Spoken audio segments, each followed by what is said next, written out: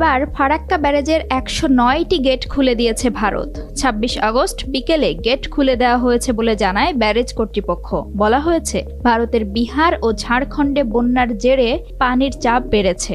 Farakka barrage এলাকার পানি বিপদসীমার ৭৭.৩৪ মিটার উপর দিয়ে বইতে থাকায় বাধ্য হয়ে গেট খুলতে হয়েছে। সেক্ষেত্রে ফিডার ক্যানেলেও পানির পরিমাণ বাড়ানো হয়েছে। আপাতত ফিডার ক্যানেলে ৪০,০০০ কিউসেক এবং ডাউন স্ট্রিমে ১১ লাখ কিউসেক পানি ছাড়া হচ্ছে। ফারাক্কা ব্যারেজের জেনারেল ম্যানেজার আরদেশ পান্ডে বলেন, ফারাক্কা ব্যারেজ কর্তৃপক্ষ সব সময় অ্যালার্ট রয়েছে, প্রতি মুহূর্তে নজর রাখা হচ্ছে।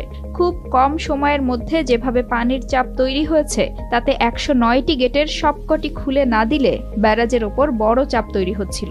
এতে বড় ক্ষতির আশঙ্কা ছিল।